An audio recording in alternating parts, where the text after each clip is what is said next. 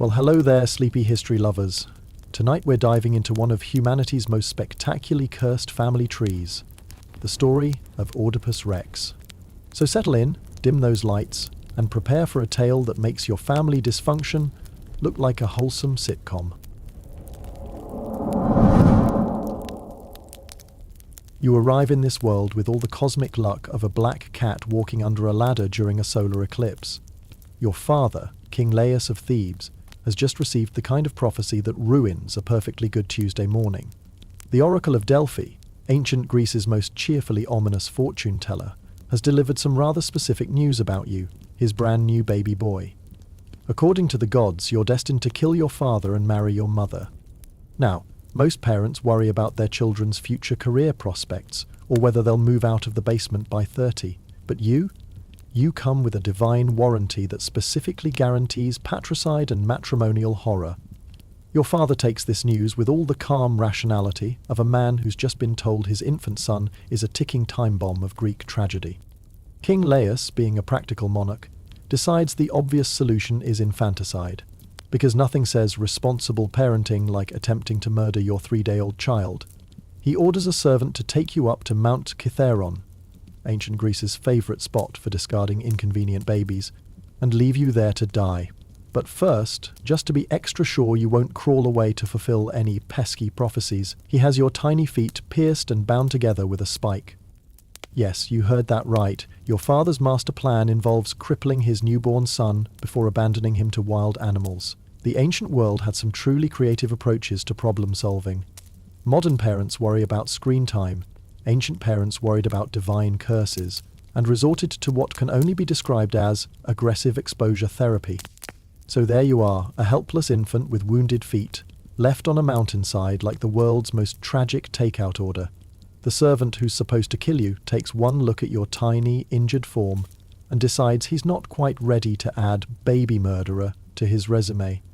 Instead, he hands you over to a shepherd from Corinth, because apparently ancient Greece had a thriving underground railroad for cursed infants. This shepherd, bless his heart, brings you to the royal court of Corinth, where King Polybus and Queen Merope are dealing with their own fertility issues. They take one look at you, wounded, abandoned, and clearly in need of some serious therapy, and decide you're exactly what their kingdom needs. They adopt you, heal your feet, and give you a name that will follow you for the rest of your dramatically shortened life. Oedipus, meaning swollen foot. That's right, your adoptive parents looked at their new son and thought, you know what this child needs? A permanent reminder of the traumatic injury that nearly killed him. It's like naming your rescue dog Roadkill, or calling your adopted child abandonment issues. The ancient Greeks had many talents, but subtle baby naming was not one of them. You grow up in Corinth as the crown prince, beloved by your adoptive parents and completely unaware that your origin story reads like a particularly dark fairy tale. You're handsome, intelligent, and destined for greatness, or at least destined for something memorable. The people of Corinth adore you, and why wouldn't they? You're charming, you're royal, and you haven't killed anyone yet. The bar for ancient Greek heroes was refreshingly low. But here's the thing about growing up as an adopted prince in a world where gossip travels faster than bad news. Eventually, someone's going to mention that you look absolutely nothing like your parents. And when you're a young man with a functioning brain and a concerning amount of free time, you start asking questions. The truth comes out the way it always does, accidentally, awkwardly, and at the worst possible moment. During a dinner party, some drunk guest makes a casual comment about your adoption. Just like that, your entire identity crumbles faster than a sandcastle in a tsunami. You confront your parents, and they admit the truth. You're not their biological son. They found you, wounded and abandoned, and decided to raise you as their own. Now, most people would take this revelation, process it with a good therapist, and maybe write a strongly worded letter to their birth parents. But you're not most people. You're Oedipus. And you've just learned that your entire life has been built on a lie. So you do what any rational person would do. You immediately travel to the Oracle of Delphi to demand answers about your true parentage. The Oracle of Delphi, for those keeping track, is ancient Greece's most reliable source of cryptic, life-ruining prophecies. It's like Google, but instead of giving you information, it gives you existential dread and a strong desire to change your name and move to another country. You arrive at the oracle expecting clarity about your origins, but instead you get the same prophecy that started this whole mess. You will kill your father and marry your mother. The oracle doesn't mention anything about your birth parents or your adoption. It just delivers this cosmic spoiler alert and leaves you to figure out the rest. You're standing there, processing the fact that the gods have apparently marked you for the kind of behavior that would make Jerry Springer blush, and your first instinct is pure, understandable panic. You love your adoptive parents, the only parents you've ever known. The thought of harming them is unbearable, so you make a decision that in hindsight will seem like the kind of ironic mistake that makes the gods giggle into their ambrosia. You decide to never return to Corinth. You'll exile yourself to protect the people you love. You'll wander the earth, prophecy-free and safely distant from any potential family drama. It's a noble gesture, really. You're willing to sacrifice your inheritance, your home, and your future to protect your parents from a fate worse than death. The only problem is that you're operating on incomplete information. You don't know that your real parents are still out there, very much alive, and that running away from your adoptive family is actually running straight toward your biological one. Ancient Greek geography, it turns out, is basically one big cosmic joke. Every road leads to irony, every path winds toward tragedy, and every attempt to avoid your fate just brings you closer to it. You're about to learn that the gods have a sense of humor, and it's darker than a moonless night in Hades. But there you are, walking away from everything you've ever known, convinced that you're doing the right thing. You're young, you're determined, and you have absolutely no idea that you're about to stumble into the most spectacularly cursed family reunion in human history. The prophecy is waiting for you down the road, and it's got a front row seat to watch your life become a cautionary tale. But don't worry, we're just getting started. Your story is about to take a turn that makes reality television look like a documentary about pleasant garden parties. Sweet dreams, dear listeners. Chapter 2 is coming up, and it involves murder, monsters, and the kind of family therapy that ends with everyone needing therapy.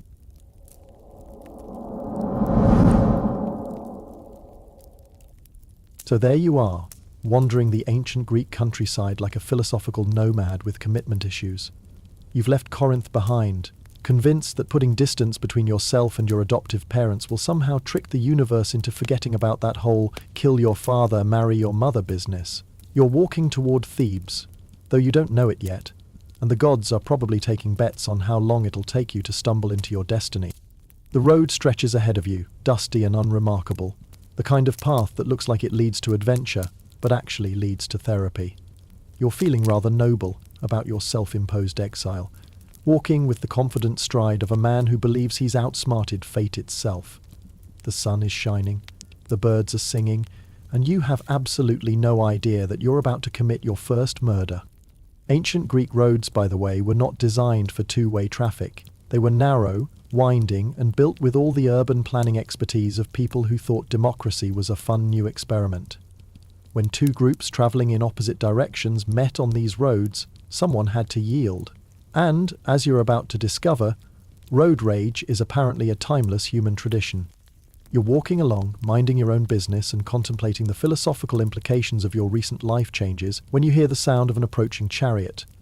The wheels are clattering, the horses are snorting, and someone is shouting in the imperious tone of a man who's never been told no in his entire life. You look up to see a fancy chariot bearing down on you, driven by a herald and carrying an elderly man who clearly believes the road belongs to him.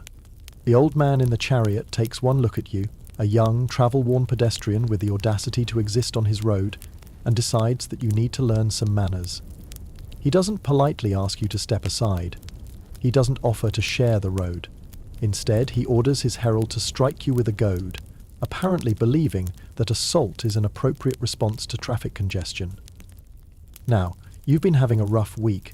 You've learnt that your entire life is a lie, received a prophecy that would make anyone question their life choices, and voluntarily exiled yourself from the only home you've ever known. You're tired, you're emotionally fragile, and you're really not in the mood to be bullied by some entitled aristocrat in a fancy chariot.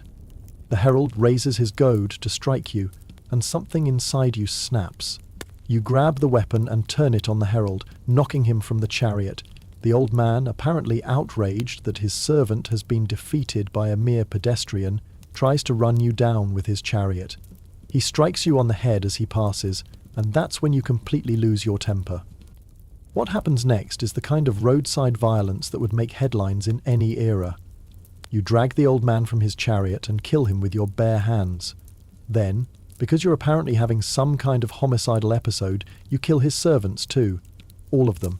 Every single person in that travelling party dies except for one servant who manages to escape and run away.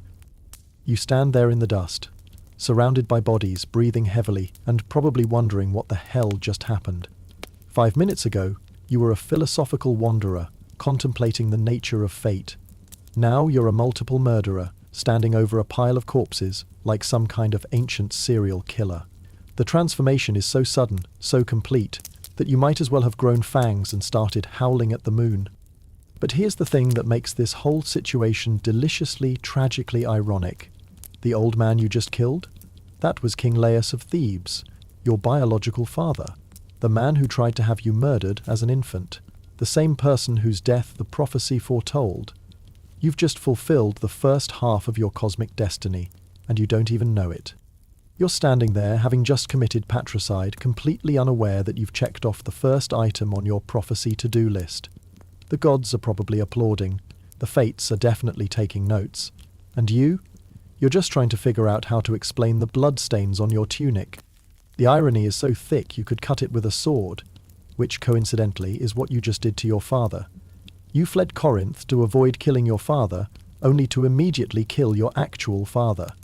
It's like trying to avoid stepping on a crack and falling into a sinkhole instead. The universe has a sense of humour, and it's apparently been waiting your entire life to deliver this particular punchline. You search the bodies, because apparently murder makes you practical, and take what supplies you need. Then, you continue on your journey, leaving the scene of your first familial homicide behind, like it's just another unpleasant travel experience. You're probably telling yourself it was self-defense, that you had no choice, that any reasonable person would have done the same thing. And maybe that's true, but it doesn't change the fact that you're now walking toward Thebes with your father's blood on your hands. The road to Thebes winds through rocky hills and scrubby vegetation, the kind of landscape that looks like it's been designed by someone with a fondness for dramatic irony. You're walking with a slightly different stride now, the confident gait of a man who's discovered he's capable of violence when pushed too far. You've crossed a line, and there's no going back. As you approach Thebes, you notice something odd. The city should be bustling with activity, filled with the sounds of commerce and daily life. Instead, it's eerily quiet. The gates are closed, the walls are patrolled by nervous guards, and there's an atmosphere of fear hanging over the place like a toxic cloud. You've stumbled into a city under siege, but the enemy isn't an army, it's a monster. The guards at the gate tell you the story. Thebes is being terrorized by a sphinx.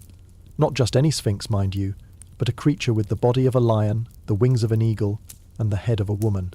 She's taken up residence on a rocky outcrop outside the city, and she's been snacking on travellers who fail to answer her riddle correctly. The roads are blocked, trade has stopped, and the city is slowly starving. The Sphinx apparently has daddy issues. She's the daughter of monsters, sent by the gods to punish Thebes for some unspecified transgression. She poses a riddle to anyone who wants to pass, and when they inevitably get it wrong, she devours them. It's like a twisted game show, where the consolation prize is death, and the jackpot is also death. The current king, Creon, has offered a reward for anyone who can defeat the Sphinx, the hand of Queen Jocasta, the recently widowed ruler of Thebes, and the throne itself. It's the kind of offer that attracts heroes, adventurers, and desperate men with nothing left to lose. You, having just murdered your way into the latter category, decide to take a shot at monster slaying. You approach the Sphinx with the confidence of a man who's recently discovered his capacity for violence. She's perched on her rock like a living gargoyle, beautiful and terrible, and probably wondering why humans keep volunteering to be lunch. She looks at you with ancient, knowing eyes and poses her famous riddle: what walks on 4 legs in the morning, 2 legs at noon, and 3 legs in the evening? Now this riddle has stumped dozens of travellers. Heroes, scholars, and wise men have all failed to answer it correctly, and their bones litter the ground around the Sphinx's perch like a macabre testament to the power of lateral thinking. But you've just had the kind of day that puts everything in perspective. You've learned that your life is a lie, received a prophecy that guarantees family dysfunction, and murdered your biological father. A riddle about legs seems almost refreshingly straightforward. Man, you answer without hesitation. A man crawls as a baby, walks upright as an adult, and uses a walking stick in old age. The Sphinx stares at you for a long moment, probably wondering how someone finally managed to figure out her riddle. Then, with the dramatic flair of a creature who's just been defeated by basic logic, she throws herself from her rocky perch and dies. Apparently, losing a riddle contest is grounds for suicide in the monster community. You stand there, looking at the dead Sphinx, and realize that you've just become a hero. You've solved the riddle that stumped everyone else, freed the city from its monster problem, and earned yourself a kingdom. The people of Thebes are probably going to throw you a parade. You're about to go from exile to king in the span of a single afternoon. The news of your victory spreads through the city faster than gossip at a royal wedding. The gates open, people pour out to celebrate, and you're carried into Thebes on the shoulders of grateful citizens. You're the hero of the hour, the man who saved the city, the solver of riddles and slayer of monsters. It's the kind of reception that would make anyone's head swell with pride. Prion, acting as regent, makes good on his promise. He offers you the hand of Queen Jocasta and the throne of Thebes. You've just won the ancient equivalent of the lottery, and all it cost you was answering a riddle about human development. You're probably thinking that maybe, just maybe, your luck is finally changing. Queen Jocasta is brought before you, and she's beautiful in the way that makes men write poetry and start wars. She's elegant, intelligent, and recently widowed under mysterious circumstances. Her husband, King Laius, disappeared while traveling and is presumed dead. She needs a husband. The city needs a king, and you need a home. It's a perfect match, orchestrated by fate and blessed by the gods. You look at this woman who's going to be your wife, and you feel something that might be love, or at least strong appreciation for your dramatically improved circumstances. She's going to be your queen, your partner, and the mother of your children. You have no idea that she's also your mother, or that the mysterious circumstances of her husband's death involve you standing over his body on a dusty road. The wedding is planned, the city celebrates, and you prepare to become the king of Thebes. You've gone from exile to royalty in the span of a few days, and you're probably thinking that maybe the oracle was wrong about your destiny. Maybe you've managed to sidestep the prophecy after all. Maybe you're finally safe from the gods' cosmic joke. But the gods are patient, and they're not done with you yet. They've just finished setting up the first act of your tragedy, and the second act is about to begin. You're about to marry your mother, have children with her, and rule a kingdom built on the bones of your murdered father. The prophecy is unfolding exactly as foretold, and you're walking into it with a smile on your face and a crown on your head. Sweet dreams, dear listeners. In our next chapter, we'll explore the joys of accidental incest and the challenges of ruling a kingdom when you're secretly the source of all its problems. It's going to be a wild ride, and you're going to need all the sleep you can get.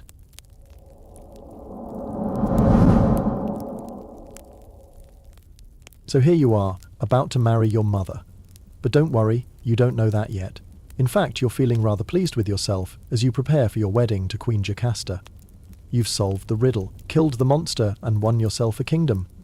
From your perspective, you're living the ancient Greek version of a rags-to-riches story. From the gods' perspective, you're about to star in the world's most uncomfortable family reunion. The wedding preparations are elaborate, as befits the marriage of a hero to a queen.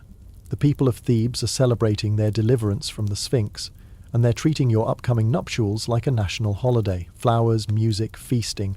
It's the kind of celebration that makes everyone forget that the bride's previous husband died under mysterious circumstances, and the groom is a stranger who showed up covered in blood. You stand at the altar, looking at Jocasta, and you probably feel like the luckiest man in the ancient world. She's beautiful, intelligent, and experienced in the ways of ruling a kingdom. She's also your mother, but that's a plot twist for later. For now, you're just a young man about to marry an older woman, and the age gap is the least of your problems. The ceremony proceeds without a hitch. You exchange vows, share wine, and promise to love and honor each other until death do you part. The priest performing the ceremony is probably congratulating himself on a job well done, completely unaware that he's just officiated at the most cursed wedding in human history. The gods are likely taking notes for their memoirs. Chapter 47. That time we watched a man marry his mother. Your wedding night is, well, let's just say it's successful. You consummate your marriage with enthusiasm, and Jocasta seems pleased with her new husband. You're both happy, satisfied, and blissfully unaware that you're committing incest. The honeymoon phase of your relationship is wonderful, probably because you're both operating under the assumption that you're not related. Months pass, and you settle into your role as King of Thebes. You're good at it, actually. You're fair, intelligent, and genuinely care about your people. You make wise decisions, resolve disputes, and generally conduct yourself like a monarch who deserves his crown. The people love you, and why wouldn't they? You saved them from the Sphinx, married their queen, and brought stability to their kingdom. Jocasta is pregnant, and you're ecstatic. You're going to be a father, and you can't wait to hold your child in your arms. You have no idea that this child will technically be both your son and your brother, but that's a genealogical nightmare for another day. For now, you're just a proud, expectant father, planning for the future and dreaming of the dynasty you'll build. Your first child is born, a son, and you name him Polynices. He's perfect, healthy, and bears a striking resemblance to both his parents. Which makes sense, since you and Jocasta share the same DNA. The child is simultaneously your son and your brother, making him his own uncle. The family tree is becoming less of a tree and more of a pretzel. But you're too busy being a doting father to notice. More children follow. Eteocles, another son, then Antigone, a daughter, and finally Ismene, your youngest. 4 children, all healthy, all beautiful, and all the products of an incestuous relationship that would make modern geneticists weep. You're a proud father, and Jocasta is a devoted mother. You're raising your children/siblings with love and care, completely unaware that your family portrait could be used as a case study in why family trees shouldn't fold in half. The kingdom prospers under your rule. Trade flourishes, the people are happy, and Thebes becomes a model of good governance. You're probably thinking that you've finally found your place in the world, that you've escaped the prophecy and built a life worth living. You've got a loving wife, beautiful children, and a kingdom that respects you. What more could a man ask for? But the gods have been watching, and they're getting impatient. They've let you enjoy your happiness for a while, but now it's time to collect on that prophecy. The cosmic joke is about to enter its final phase, and you're about to learn that the gods have a very specific sense of timing. It starts with small things. The crops begin to fail, not all at once, but gradually, like the land itself is growing tired. The harvests are smaller than usual, and the grain stores start to dwindle. You're concerned, but not panicked. Bad harvests happen, and a good king prepares for such things. You open the royal granaries, distribute food to the needy, and assure your people that things will improve. But they don't improve. In fact, they get worse.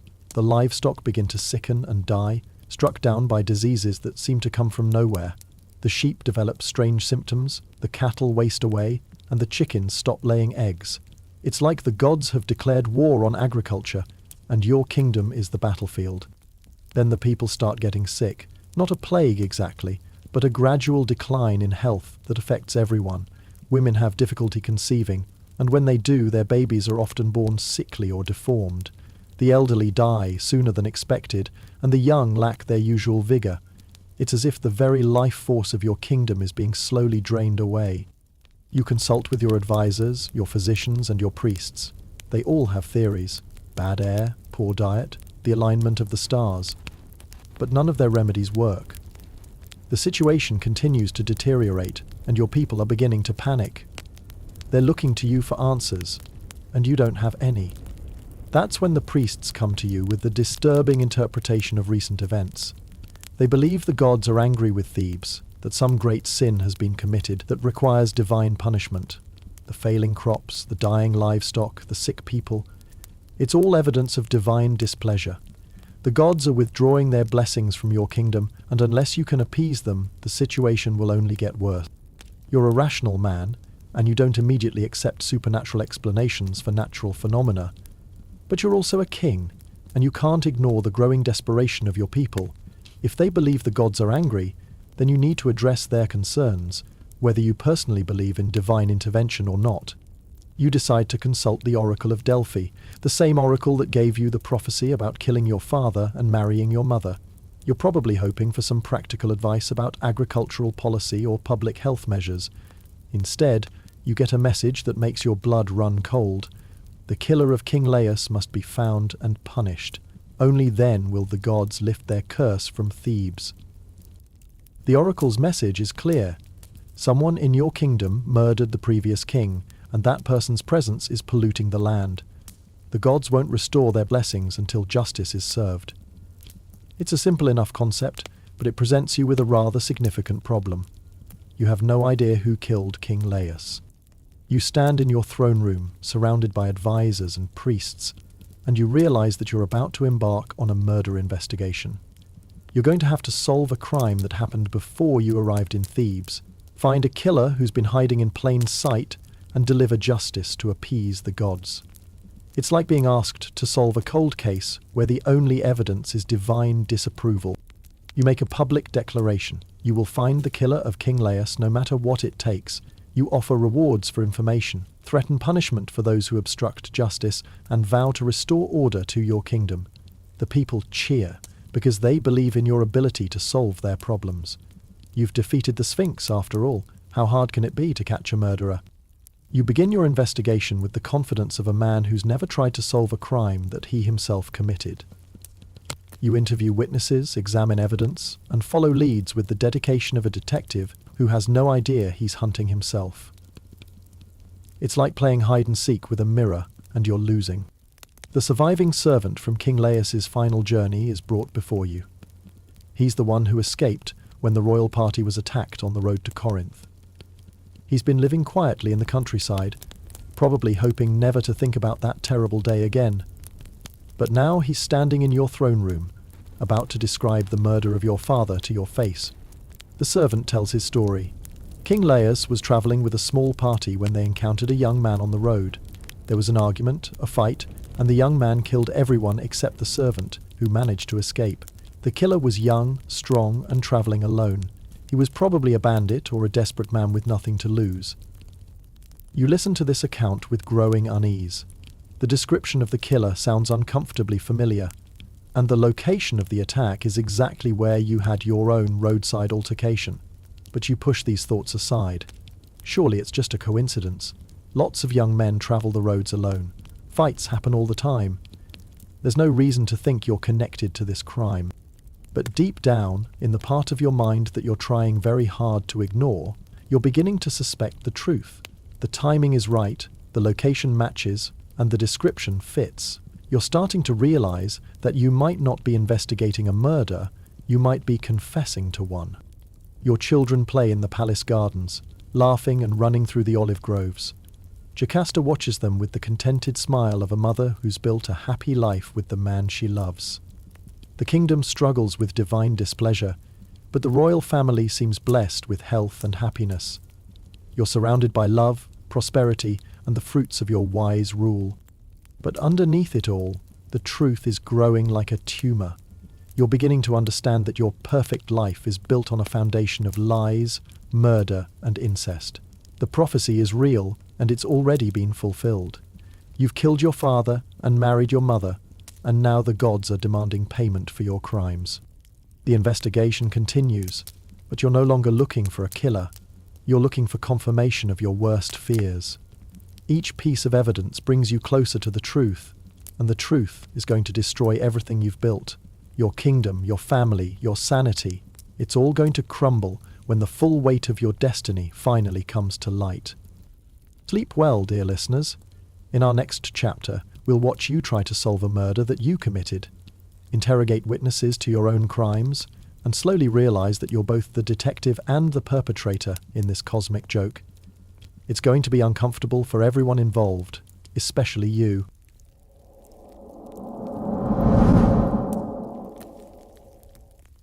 So here you are, playing detective in your own life story, completely unaware that you're both Sherlock Holmes and Professor Moriarty rolled into one tragic package. You've committed yourself to finding the killer of King Laius with all the determination of a man who's never looked in a mirror while holding a bloody knife. The investigation is about to become the most uncomfortable journey of self-discovery in literary history. You approach this murder investigation with the methodical precision of someone who's watched too many crime dramas and not nearly enough Greek tragedies. You've got your suspect list, your timeline, and your complete faith in your ability to solve this case. The only thing you don't have is the self-awareness to realize that every clue points directly at you. Your first step is to interview everyone who might have information about King Laius's death. You bring in servants, guards, and anyone who might have seen or heard something useful. You're conducting these interviews in your throne room, surrounded by the trappings of royal power, completely oblivious to the fact that you're essentially hosting a very formal confession session. The witnesses tell you what they know. King Laius left Thebes on a journey to Corinth, accompanied by a small retinue. He was travelling to consult the Oracle of Delphi about the city's problems with the Sphinx. The party was attacked at a crossroads, and only one servant survived to tell the tale. It's a straightforward story, and you listen to it with the detached interest of someone who's never killed anyone at a crossroads. But as you gather more details, the picture becomes uncomfortably clear. The attack happened at the exact spot where you had your own violent encounter with an old man in a chariot.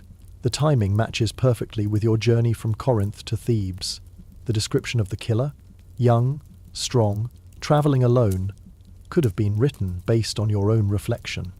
You begin to feel a creeping sense of unease, like walking into a room and realizing everyone was just talking about you. The evidence is circumstantial, but it's pointing in a very specific direction. You're starting to suspect that you might not be investigating a murder, you might be documenting your own confession. Your next move is to consult with Creon, your brother-in-law and the former regent of Thebes. Creon is a practical man, and he's been helpful throughout your investigation. You're hoping he can provide some insight into King Laius' final days, maybe shed some light on who might have wanted him dead. Creon tells you about the political situation before your arrival. Thebes was struggling with the Sphinx, trade was suffering, and there were whispers of discontent among the nobility. But he doesn't mention any specific enemies of the king, no one who would have been motivated to commit murder. It seems like King Laius was killed by a stranger, someone who had no connection to Theban politics. This information doesn't help your investigation, but it does make you feel slightly better about your growing suspicions. If the killer was a stranger, then maybe it wasn't you after all. Maybe you're just being paranoid, seeing connections where none exist. Maybe you're letting your guilt about the roadside incident cloud your judgment. But then Creon mentions something that makes your blood run cold. He suggests consulting with Tiresias, the blind prophet. Tiresias is famous throughout Greece for his ability to see the truth even when others are blind to it. He's old, wise, and has a direct line to the gods. If anyone can shed light on this mystery, it's him. You summon Tiresias to your court, and he arrives with all the theatrical flair of a man who's about to drop the mother of all truth bombs. He's blind, but he sees everything. He's ancient, but he's sharp as a blade. And he's looking at you with the expression of someone who knows exactly what you've done and is wondering how long it's going to take you to figure it out. You ask Tiresias to use his prophetic powers to identify the killer of King Laius. You're probably expecting some cryptic clues, a few mysterious riddles, maybe a vision that will point you in the right direction. Instead, Tiresias looks at you with his sightless eyes and delivers the most straightforward prophecy in the history of ancient Greece. You are the killer you seek. The words hit you like a physical blow. You're standing in your own throne room, surrounded by your advisors and courtiers, and this blind prophet has just accused you of murder in front of everyone. Your first instinct is denial, because what he's suggesting is impossible. You're the king, the hero who saved the city, the man who solved the riddle of the Sphinx. You're not a murderer. But Tiresias isn't finished. He continues with the kind of prophetic enthusiasm that makes you wonder if he's been saving up all his best material for this moment. You killed King Laius, your father. You married Queen Jocasta, your mother. Your children are your siblings. You are the source of the plague that afflicts this city. The throne room falls silent. Everyone is staring at you, waiting for your response. You're standing there, processing the fact that your entire life has just been turned inside out by a blind man with an unfortunate talent for truth-telling. Your reaction is exactly what you'd expect from someone who's just been accused of patricide and incest in front of his entire court. You lose your temper spectacularly. You accuse Tiresias of lying, of being in league with your enemies, of trying to destabilize your rule with false prophecies. You're shouting at a blind prophet in your own throne room, and you probably sound like a man who's protesting just a little too much. Tiresias, for his part, remains calm in the face of your royal tantrum. He's delivered his message, and he's not particularly concerned about your feelings on the matter. The gods have spoken through him, and whether you believe it or not is entirely your problem. He leaves you with one final cryptic statement. The truth will reveal itself, whether you seek it or not. After Tiresias departs, you're left standing in your throne room, surrounded by advisors who are all suddenly very interested in examining their sandals. The accusation hangs in the air like incense, and you can practically see your courtiers filing it away for future gossip sessions. You've just been publicly accused of the most heinous crimes imaginable, and your credibility as a ruler is hanging by a thread. You decide that the best defense is a good offense, so you turn your suspicions toward Creon.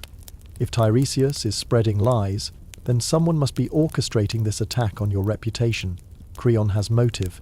He was regent before you arrived, and he might want his power back. Maybe he's conspiring with the prophet to discredit you and reclaim the throne. You confront Creon with all the diplomatic finesse of a man who's just been told his life is a lie. You accuse him of treason, of plotting against you, of using Tiresias to spread false accusations. Creon, understandably, is taken aback by your sudden paranoia. He's been nothing but loyal since your arrival, and he's genuinely confused by your hostility. The argument between you and Creon escalates quickly because nothing says stable leadership like publicly feuding with your brother-in-law about whether you're a murderous, incestuous monster. The courtiers are watching this royal meltdown with the fascination of people who are witnessing history in the making. Specifically, the kind of history that ends with everyone needing therapy. Jocasta arrives in the throne room just as you're about to challenge Creon to single combat over the question of your alleged crimes. She takes one look at the situation, her husband and her brother shouting at each other while courtiers pretend to be invisible, and decides it's time for some maternal intervention. She orders both of you to stop behaving like children and explain what's happening. You tell Jocasta about Tiresias's accusations, about his claims that you killed King Laius and married your own mother. You're probably expecting her to laugh, to dismiss these accusations as the ravings of a senile prophet. Instead, you see something in her eyes that makes your stomach drop. Recognition. Fear. The dawning realization that maybe, just maybe, the prophet might be telling the truth. Jocasta tries to comfort you by telling you that prophecies are unreliable. She should know she and Laius received a prophecy about their son killing his father and marrying his mother, and they solved that problem by having the baby killed. The prophecy was wrong, obviously, because their son died on a mountainside years ago. There's no way any of Tiresias's accusations could be true. But as Jocasta tells this story, you both begin to see the terrible pattern emerging. The prophecy about Laius's son. Your own consultation with the oracle. The dead baby, who wasn't actually dead. The timing of everything. The pieces are falling into place like a cosmic puzzle, and the picture they're forming is absolutely horrifying. You ask Jocasta to describe the circumstances of King Laius's death. Where was he going? Who was with him? How did he die? Her answers match everything you've already learned from your investigation, but hearing them from your wife, your mother, makes them real in a way that's almost unbearable. She describes the crossroads where the attack took place, and you recognize it immediately. She mentions the lone survivor who reported seeing a young man kill the king's party, and you realize you've been interviewing a witness to your own crime. She talks about the timing of the attack, and you calculate that it happened on the exact day you were traveling from Corinth to Thebes. The evidence is overwhelming, but you're still not ready to accept it. There has to be another explanation. Maybe there were multiple attacks at that crossroads. Maybe the survivor was mistaken about what he saw. Maybe the gods are playing an elaborate prank that will be revealed as a misunderstanding just before the commercial break. You decide you need to speak with the surviving servant again, the one who witnessed King Laius's death. He's been living quietly in the countryside, probably hoping to avoid any further involvement in royal drama, but you're the king and you need answers, so you summon him back to the palace. While you wait for the servant to arrive, you try to maintain some semblance of normal royal routine. You hold court, settle disputes, and pretend that your entire world isn't crumbling around you, but everyone can see that something is wrong. You're distracted, irritable, and prone to staring into the distance with the expression of a man who's just realized he's been living in a horror movie. Jocasta is equally disturbed by recent revelations. She's beginning to piece together the truth about your identity, and she's not handling it well. She's your wife and your mother, and she's slowly realizing that her marriage bed has been the site of the most complicated family reunion in history. The woman who gave birth to you has been sleeping with you for years, and you've both been too blind to see it. The surviving servant finally arrives, and you question him again about the attack on King Laius. This time, you're not just gathering information for an investigation, you're seeking confirmation of your worst fears. You ask him to describe the killer in detail, to recall every moment of the attack, to provide any information that might definitively identify the murderer. The servant's story is consistent with what he told you before, but now you're listening with different ears. The killer was young, strong, and alone. He fought with desperation and skill.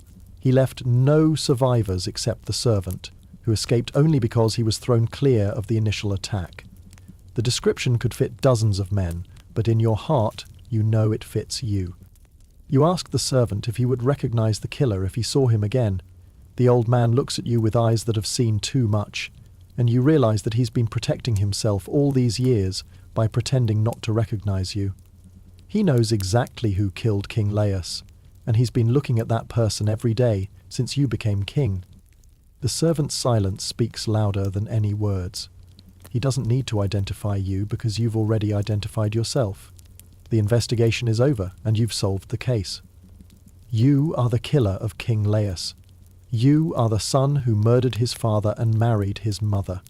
You are the living embodiment of the prophecy that you've been running from your entire life.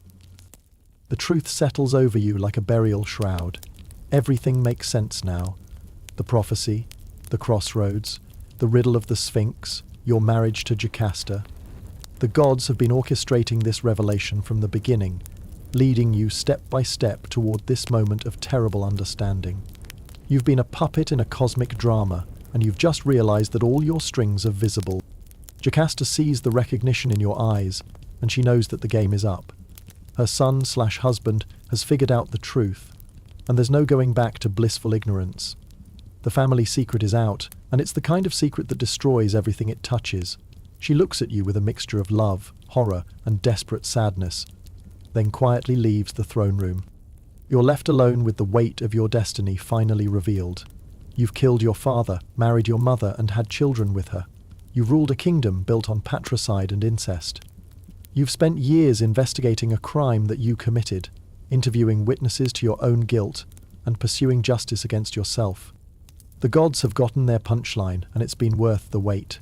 Your entire life has been a setup for this moment of revelation, and the cosmic joke is finally complete. You're standing in your throne room, surrounded by the evidence of your crimes, and you're beginning to understand that the worst part of your story is yet to come. Sweet dreams, dear listeners.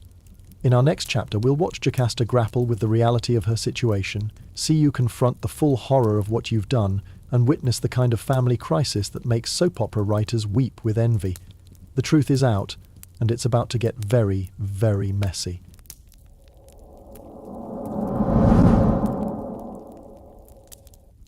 So there you are, standing in your throne room with the weight of cosmic truth crushing down on your shoulders like the world's most uncomfortable crown. You've just realized that you're both the detective and the criminal in this particular mystery, and the solution to the case is that you've been living in a horror movie for the past several years without knowing it. Jocasta has left the room, and you can practically hear the gears turning in her head as she processes what you've both just learned. She's your wife, your queen, and your mother, and she's beginning to understand that her family tree doesn't so much branch as it does tie itself in knots. The woman who gave birth to you has been sharing your bed, bearing your children, and living a love story that would make even the most liberal family therapist reach for the wine. You need to find her, to talk to her, to figure out what happens next when your entire existence has been revealed as a cosmic practical joke. But first, You need a moment to process the full scope of your situation. You've murdered your father, married your mother, and fathered children who are simultaneously your sons and your brothers, your daughters and your sisters. Your family tree looks like it was designed by someone with a severe case of creative constipation. The palace servants are giving you worried glances as you pace through the corridors, like a man who's just discovered that his life is a Greek tragedy written by someone with a particularly dark sense of humour. They've probably noticed that their usually composed king is muttering to himself and occasionally stopping to stare at walls with the expression of someone who's just been hit by a philosophical freight train. You make your way to Jocasta's chambers, hoping to find her there so you can have the kind of conversation that no marriage counsellor is equipped to handle. Honey, we need to talk about the fact that you're my mother and our children are technically inbred, is not a discussion that appears in any relationship advice manual, ancient or modern. But when you reach her rooms, you find them ominously quiet. The servants are clustered outside her door, whispering among themselves with the nervous energy of people who've witnessed something terrible. They look at you with a mixture of pity and fear, and you realize that whatever has happened behind that door, it's not going to improve your day. You push past the servants and enter Jocasta's chamber. The room is elegantly appointed, filled with the luxurious furnishings befitting a queen. Tapestries hang from the walls depicting scenes of mythological romance that now seem bitterly ironic. The bed, where you've spent countless nights making love to your mother, is perfectly made, as if she wanted to leave everything tidy before her final act. And there, hanging from a beam in the centre of the room, is Jocasta. She's used her own belt to fashion a noose, and she's dangling from it like a tragic ornament in a museum of family dysfunction. Her face is peaceful, almost serene, as if she's finally found a solution to the impossible situation that her life has become. You stand there, looking at your dead wife/mother, and you feel something inside you break. Not just your heart, though that's certainly shattered. Not just your sanity, though that's hanging by a thread. Something fundamental about your understanding of justice, fate, and the basic fairness of existence has just snapped like a dry twig.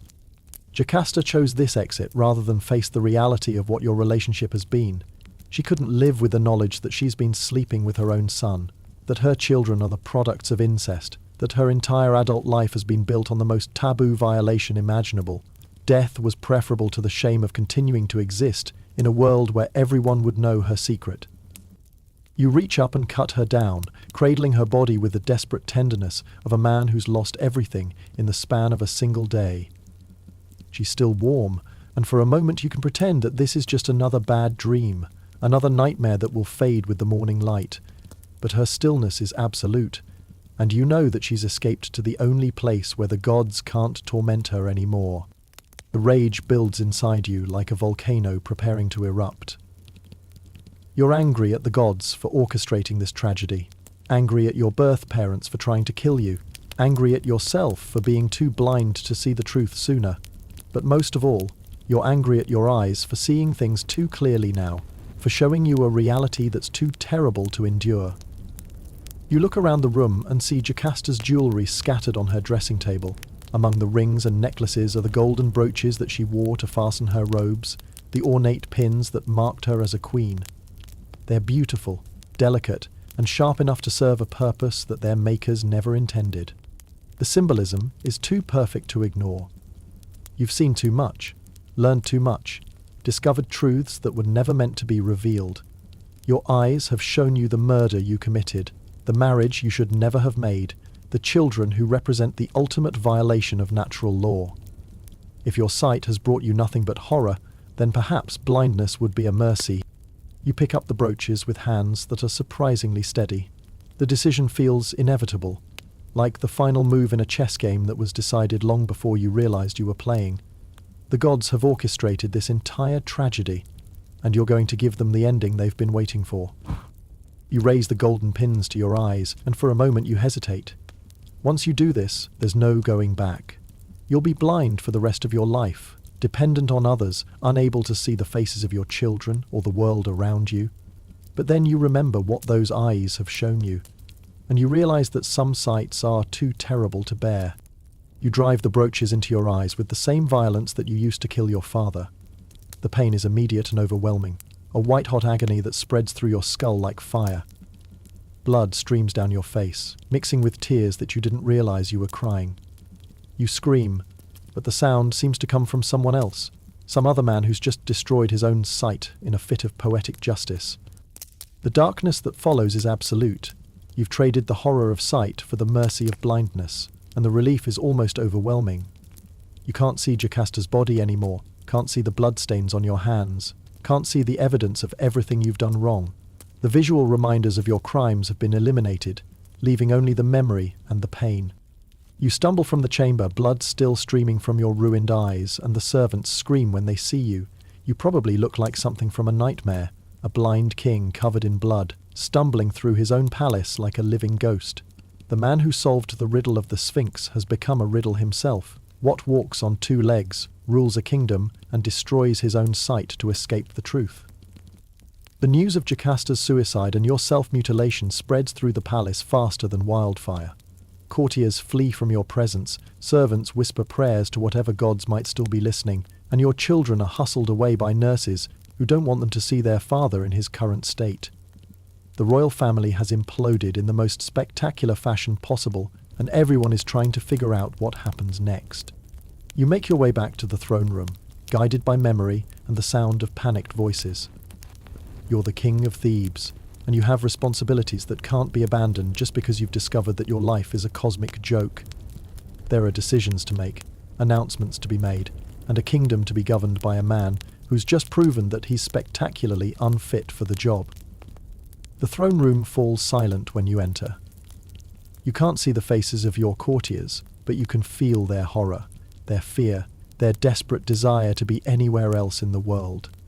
You're a grotesque figure now, a living reminder of what happens when mortals try to outsmart the gods. Your presence makes everyone uncomfortable, and you're beginning to understand that your reign is effectively over. You sink onto your throne, feeling the weight of the crown on your head like a physical burden. You're still technically the king, but you're also a blind, blood-covered man who's just mutilated himself in a fit of symbolic rage.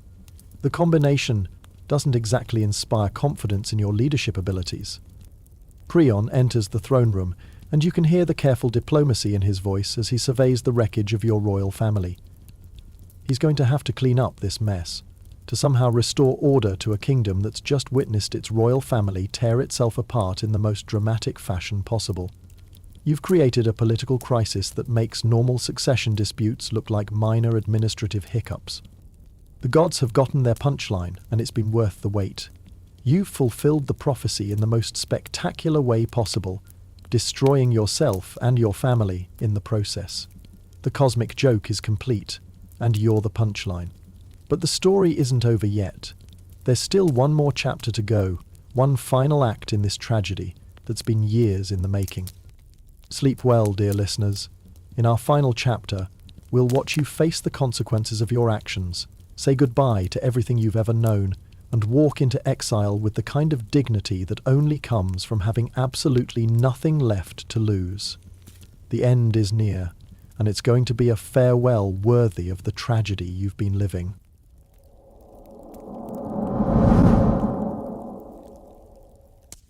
The end came not with trumpets or victory declarations, but with something far more dangerous to any military campaign: imperial boredom. You have to understand, Caligula's attention span was about as reliable as a sundial in a thunderstorm. He could be passionately committed to conquering the known world on Monday, and completely fascinated by a new type of breakfast pastry by Thursday. The Oceanic campaign had held his interest for nearly a month, which was actually impressive by his standards. The first sign of trouble came when he stopped attending the morning briefings. "Where's Caesar?" I asked Admiral Nauticus, who was presenting his daily intelligence report to an audience of increasingly bewildered officers. "He sent word that he's busy," the Admiral replied, consulting a note that appeared to be written in crayon, something about reorganizing the palace gardens according to more logical principles. I felt a familiar sinking sensation in my stomach. When Caligula started reorganizing things according to his personal logic, it usually meant he was losing interest in his current project and looking for something new to obsess over. What were his orders regarding the campaign? "Continue as planned," Admiral Nauticus read from his note. Something about maintaining pressure on the enemy while he attends to matters of state.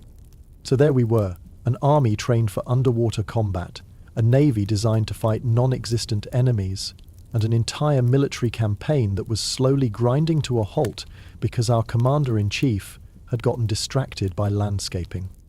I should have been relieved. Any rational person would have been relieved. Instead, I found myself feeling oddly disappointed. We'd come so far in our conquest of the impossible. We'd trained soldiers to fight while drowning, established diplomatic relations with dolphins, and successfully waged war against the fundamental forces of nature. To simply abandon the campaign felt almost anticlimactic. But that's exactly what happened. The second sign came when Caligula announced his new project, reorganizing the Roman calendar to include a day dedicated to himself every week. This required extensive consultation with astronomers, mathematicians, and priests, which left him no time for naval strategy. The third sign was when he ordered the construction of a massive statue of himself that would be visible from space, assuming anyone had figured out how to get to space to look at it. By the end of the week, Operation Deep Strike had been quietly shelved. The underwater base project was transferred to the Department of Theoretical Engineering, and our Dolphin Cavalry program was reassigned to the Imperial Entertainment Division. "What about Neptune?" Admiral Nauticus asked during what turned out to be our final briefing. "We can't just leave him unconquered." "Caesar believes that Neptune has learned his lesson," I explain, reading from the official dispatch. "The threat of Roman power has been demonstrated.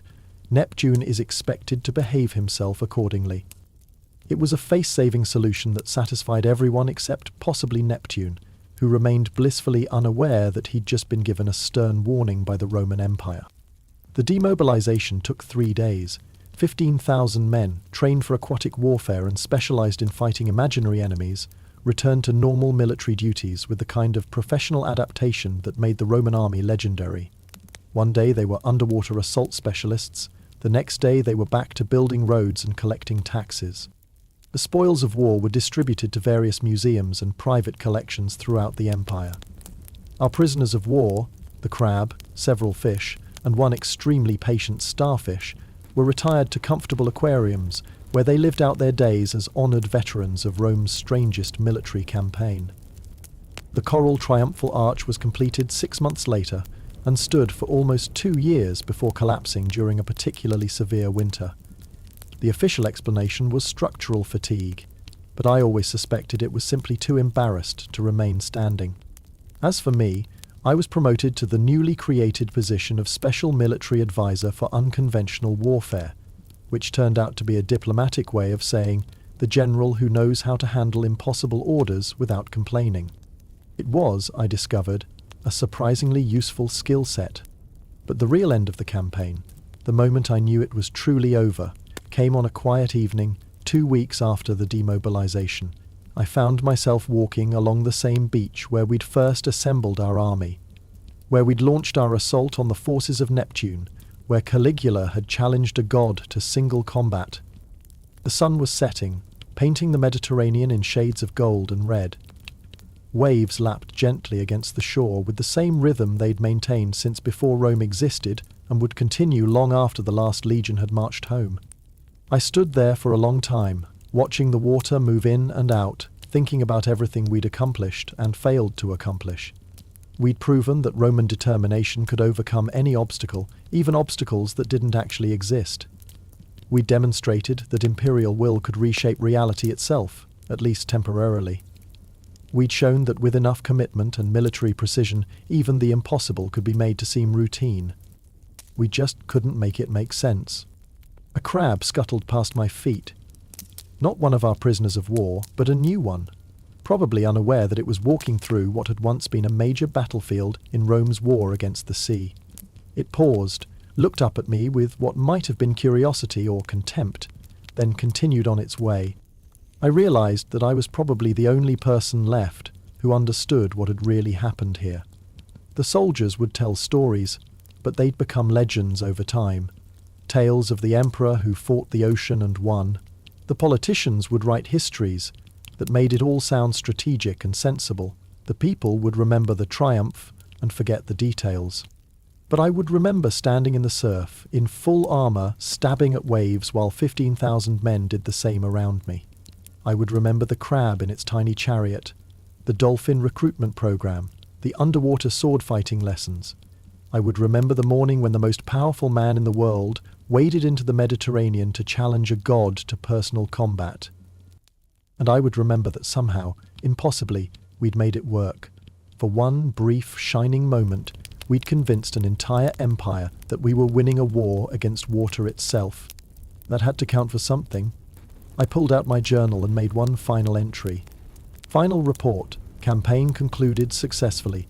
Enemy neutralized through superior Roman tactics and overwhelming display of force. Neptune expected to remain subdued indefinitely. Recommend against similar operations in future unless absolutely necessary for imperial morale. Personal note. Water is wet. This has not changed. Everything else is negotiable. I closed the journal and walked back toward the city, leaving the ocean to its ancient business of being an ocean. Behind me, waves continued to crash against the shore, carrying away the last traces of the most elaborate military exercise in human history. Rome slept peacefully that night, secure in the knowledge that its emperor had once again demonstrated the empire's supremacy over all possible enemies, including ones that existed primarily in the imagination. The Mediterranean, for its part, continued to Mediterranean, blissfully unaware that it had just survived the most determined attempt at conquest in its 4 million-year history. And somewhere in the palace, Caligula was probably already planning his next impossible project, dreaming up new ways to bend reality to imperial will, secure in the knowledge that he had generals who could make anything seem reasonable, and soldiers who could make anything work, even if it was completely insane. Especially if it was completely insane. I reached the city gates just as the night watch was changing, and one of the guards called out a greeting. "General, how goes the war?" I paused, considering my answer. How do you explain that you've just concluded the most successful impossible military campaign in Roman history? How do you describe victory in a war that couldn't be won against an enemy that couldn't be defeated? We won, I told him, which was true in every way that mattered, and completely false in every way that didn't. Of course we did, he replied, because that's what Romans expected to hear. We always do. And with that, I walked through the gates and back into the empire, leaving the sea behind me. You've heard stranger bedtime stories, I'm sure, but probably not many. The ocean is still out there, you know, still moving, still wet, still completely unconquerable. But for one brief moment in history, Rome tried anyway, and somehow managed to claim victory through sheer force of will and creative interpretation of reality. It was the most Roman thing we ever did. Sleep well. You've survived worse stories than this one. Somehow,